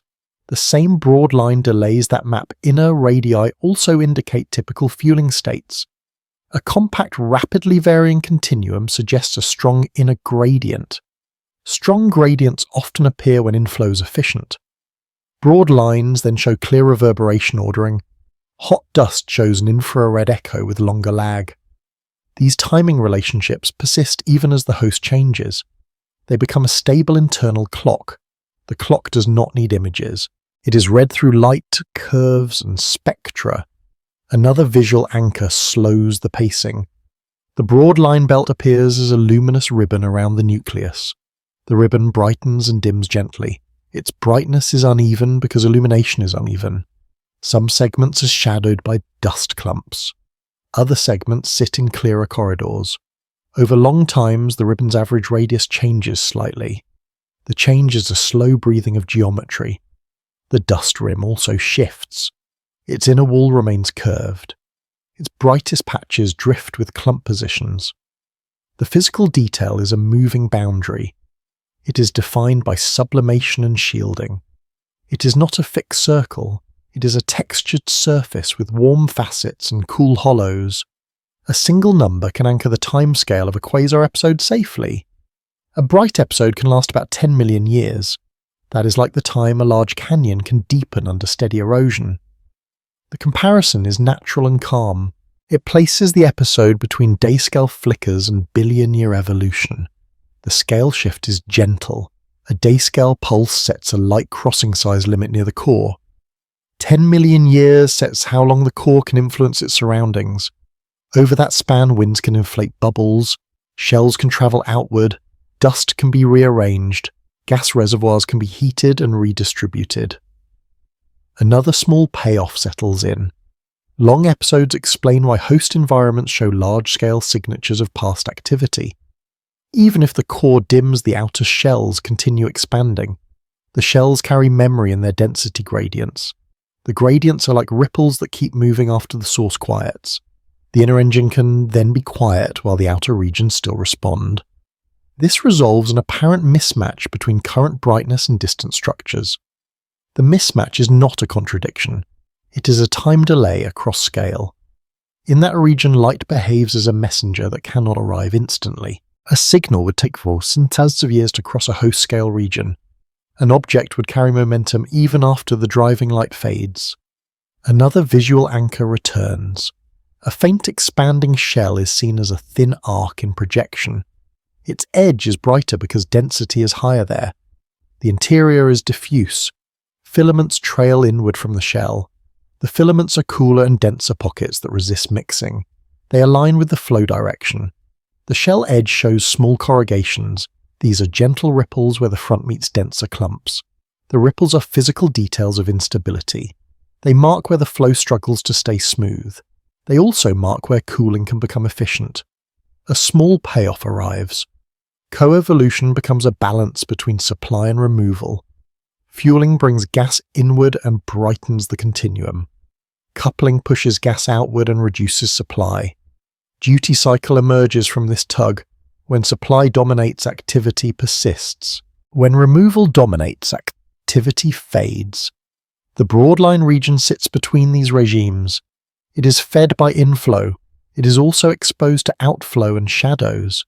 The dust rim sits at the edge of survival.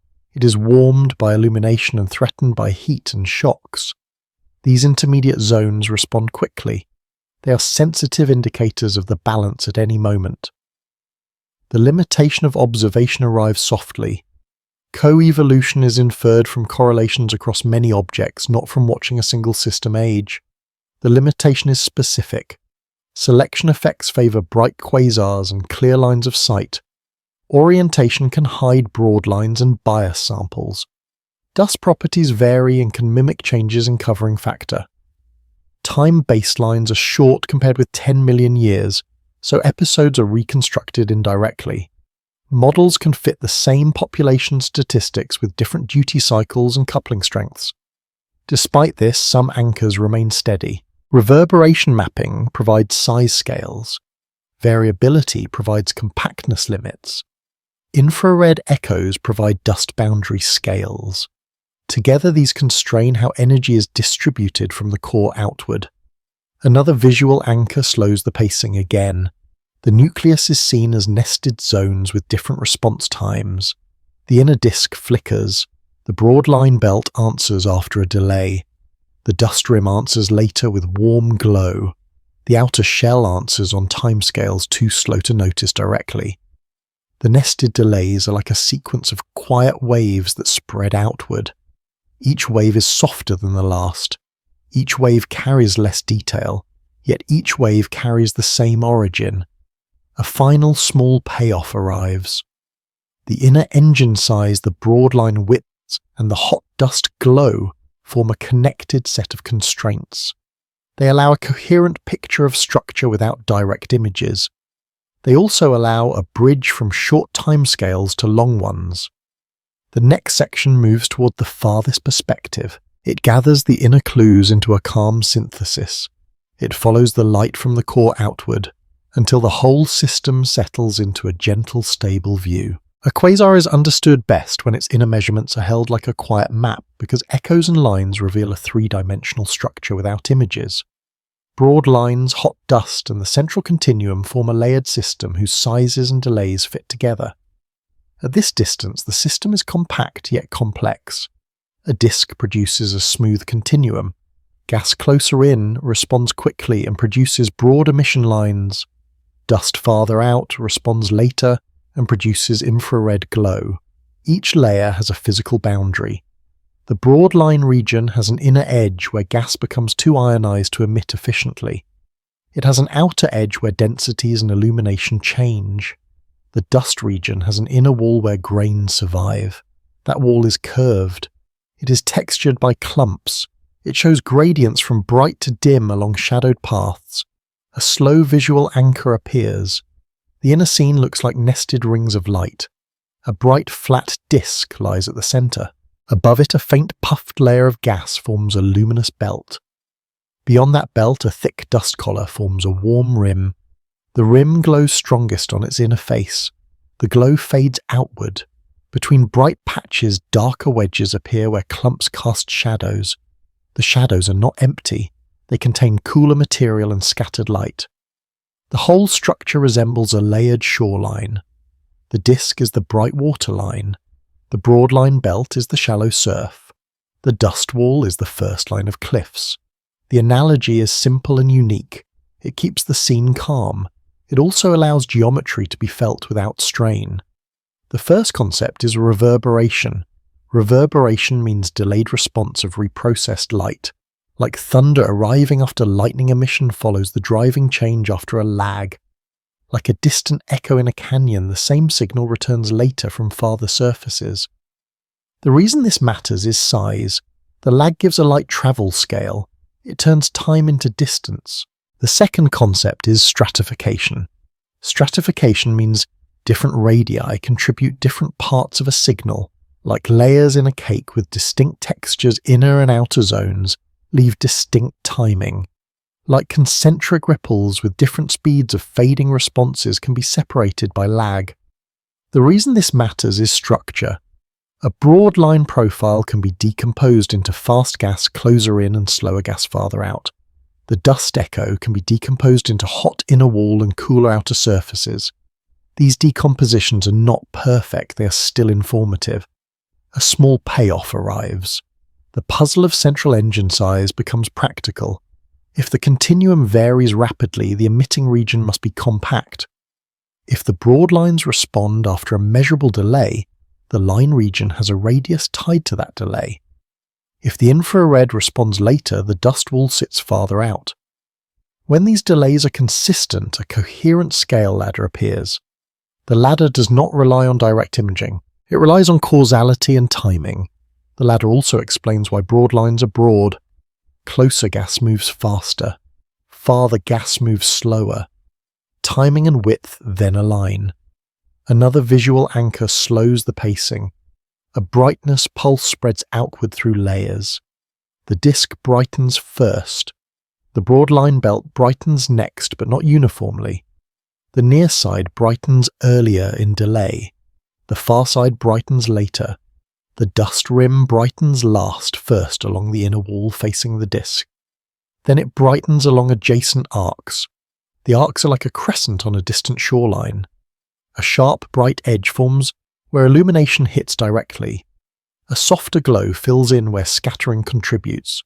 The physical detail is a moving illumination front. It traces the rim curvature. It highlights clumps as bright facets. It leaves shadow valleys between them. A single number can anchor the compactness of the central engine gently. The fastest continuum changes can occur over about 1 day. That is like the length of a single rotation of a quiet clock hand. The comparison is everyday and calm. It ties time to size without heavy notation. A 1-day light travel scale is small compared with the dust rim scale. It is also small compared with the broad line scale. This gives a scale shift. The core is compact enough that a day matters. The outer structures are large enough that weeks and months matter. Beyond them, the host environment changes over thousands and millions of years. The same event is seen as a ripple with different arrival times. Another small payoff settles in. Echo mapping can reveal a symmetry. If one side of the line responds earlier, the geometry is not perfectly symmetric. If the infrared echo shows a longer tail, the dust distribution has extended surfaces. If the echo shows a sharp peak, the inner wall is relatively well defined. These are not abstract, they correspond to physical shapes. A thicker dust collar yields broader infrared responses. A thinner or patchier collar yields narrower responses. A flattened broadline region yields orientation-dependent widths. Together, these pieces turn diversity into geometry. Some quasars appear line-rich and blue because obscuration is low. Some appear redder because dust intercepts more light. The same engine can still be present. The map explains the variation. The limitation of observation arrives softly. Reverberation mapping depends on well-sampled variability. The limitation is specific.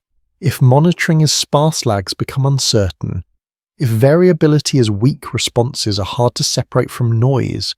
If multiple zones respond with similar delays, the inversion becomes degenerate. Orientation and obscuration can hide parts of the broad line region and bias inferred sizes. Dust scattering can smear the true timing by adding delayed paths. In addition, the assumption of simple geometry can mislead. A clumpy rim does not behave like a smooth ring. A warped line region does not behave like a flat disk. These limits do not erase the method. They place error bars on the map. They also motivate cautious comparisons across objects. Another visual anchor returns. A set of time delays is imagined as beads on a string. The first bead is the continuum. The next bead is the broad line response. The next bead is the infrared response. The string is causality. The beads are not equally spaced. The spacing encodes distances. The beads also have widths. The widths encode how spread out each region is. A narrow bead implies a compact responding zone. A broad bead implies an extended zone. This is an analogy to time series shapes. It keeps the idea gentle. It also makes the method tangible. A final small payoff arrives. The inner structure of a quasar can be summarized as a nested system with two key boundaries. One boundary is where gas emits broad lines efficiently. The other boundary is where dust survives and glows. Between them, illumination shadows and clumps shape the detailed spectrum. Within them, a compact continuum drives everything. This synthesis is stable and calm. It connects the size of the central engine to the appearance of broad emission lines and hot dust. The next section resolves with a wider, quiet perspective. It eases from structure into a soft landing. It follows the layered light outward until the system becomes a steady point in a deep background without urgency. The quasar becomes calmer when its brightest details are seen as parts of a single layered system. Broad emission lines, hot dust, and a compact continuum belong to one structure with nested boundaries. At this distance, the whole arrangement behaves like a quiet machine of light. A central disk radiates smoothly. Gas close enough to feel strong gravity emits broad lines. Dust far enough to survive glows warmly and reshapes the spectrum. These pieces do not compete, they complete one another. A slow visual anchor settles in. A faint galaxy background surrounds a steady point of brilliance. The point is not sharp-edged. A soft halo appears from scattered light. Near the center, the brightness gradient steepens. The inner disk looks like a pale, flattened oval. Around it, a dim belt of line-emitting gas forms a translucent ring. The ring is not uniform. Some arcs shine more strongly. Other arcs are muted by shadows. Farther out, a warm dust rim appears as a thicker collar. Its inner wall is curved. Its surface is uneven and mottled. Bright facets glow where illumination hits directly. Dark pockets sit where clumps block the light. Beyond the rim, the glow fades into a smooth, cool darkness. The physical detail is a set of boundaries. The line region has an inner edge where gas is too ionized. It has an outer edge where illumination weakens. The dust rim has an inner wall where grains first survive. Each edge is not a hard line. Each edge is a zone with thickness and texture. The single main analogy is a layered lantern. The continuum is the flame inside. The broad line region is the thin glass that glows and colors the light. The dust rim is the outer shade that warms and softens the beam. The reason this matters is coherence. A lantern has parts that respond on different timescales. When the flame flickers, the glass glows soon after. The shade warms later. The same ordering appears in a quasar through delays. The first concept is a transfer function. Transfer function means the response pattern to a change in input. Like a bell that rings with a characteristic decay, each region responds with a characteristic shape in time. Like a pond that turns a dropped pebble into spreading ripples, each boundary turns a continuum change into an echo. The reason this matters is reconstruction. Even without images, timing encodes geometry and thickness. The second concept is covering factor. Covering factor means how much of the sky is blocked as seen from the center. like a canopy that covers more or less of the ground dust, can intercept more or less light. Like curtains that are partly drawn clumps can hide some directions and leave others open. The reason this matters is appearance. A larger covering factor yields stronger infrared reprocessing and deeper reddening. A smaller covering factor yields bluer continua and clearer lines. The third concept is self-consistency. Self-consistency means different observables agree on one structure, like three shadows of the same object matching in size line widths, lags and infrared echoes can agree. Like multiple clocks showing the same hour with different hands, different bands can agree with different delays. The reason this matters is trust. Agreement reduces the space of possible models. A small payoff arrives. Broadline widths and reverberation lags together provide a size and speed pairing. The pairing is difficult to fake with unrelated geometries. If the lag implies a certain radius, the width implies a certain gravitational speed scale. When these match across many objects, the structure is not arbitrary. The hot dust echo adds a second boundary. It sits farther out in time. It also aligns with a physical survival threshold for grains. The two boundaries bracket the region where light is transformed into lines and heat. This bracket is the quiet backbone of the quasar map. Another visual anchor slows the pacing. A gentle brightening occurs in the central continuum. The brightening is smooth and brief. The line belt responds after a delay with a soft wave of enhanced glow. The glow travels around the belt as different arcs respond at different times. The dust rim responds later. Its inner wall warms into a fuller amber-like sheen. The warm sheen is not uniform. It is strongest where the wall faces the center. It is weaker where shadows cut into the wall. The whole system looks like nested surfaces catching a passing pulse of illumination. The scale shift is gentle. The pulse crosses the inner disk region in a short time. The pulse crosses the line region over weeks to months. The pulse crosses the dust region over longer intervals. Beyond that, the host environment responds over thousands and millions of years. The same change is experienced as a quick flicker at the core and as a slow adjustment farther out. A single number can anchor the calm perspective. The dust boundary can lie about 1 light year from the center in many bright quasars. That is like the distance light travels in roughly 1 year. It is also like the separation between nearby stars in a sparse region of space. The comparison is simple and steady. It places the dust rim well beyond the compact engine. It also keeps the geometry tangible. A light-year scale boundary means a delay that can be measured in time. It also means a large surface area for reprocessing. The warm glow then becomes understandable as a surface phenomenon. A small payoff settles in. Covering factor and geometry explain why some quasars show strong hot dust and others show less. A thicker shade intercepts more light and warms more strongly. A patchier shade leaks more direct continuum and warms less. The broadline region can also be partly hidden by the same shade. When lines appear weaker, it can be because less line-emitting gas is present. It can also be because the view is filtered through dust. The map resolves this by using timing and spectral shape together. If the infrared echo is strong, dust is substantial. If the broadline lag remains measurable, the line region still exists, even if partially obscured. These combined clues reduce ambiguity. The limitation of observation arrives softly. Even with timing, geometry cannot be solved uniquely. The limitation is specific. Different distributions of clumps can produce similar echoes. Orientation can change observed widths without changing true speeds. Sparse monitoring can blur the inferred transfer function. In addition, variability is not perfectly regular. Changes can overlap. Responses can mingle.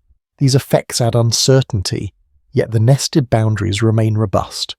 Continuum changes still precede line responses. Line responses still precede dust warming. This causal ordering is difficult to overturn. It holds even when details differ. Another visual anchor returns for a calm close. The quasar is seen as a point set into a broad dark field. Around it, the layered lantern structure is imagined as faint concentric surfaces. The surfaces do not move in a dramatic way. They adjust slowly, Shadows drift gently as clumps orbit. Bright facets appear and fade as illumination varies. The system is stable on short timescales. It is also changeable over long timescales. This duality is quiet and unhurried. The final payoff arrives. The size of the central engine, the broad emission lines, and the hot dust are three faces of one phenomenon. The engine sets the continuum. The line region translates continuum into broad spectral features through fast motion. The dust rim translates continuum into warmth through absorption and re-radiation. Timing ties them together. Geometry gives them boundaries. The story ends without urgency. The next moments are not a new puzzle. The system simply continues to glow. It continues to echo. It continues to soften its own light into warmth and line. In that region, light behaves as a steady thread that connects scales. A signal would always carry the imprint of where it last scattered and where it last warmed.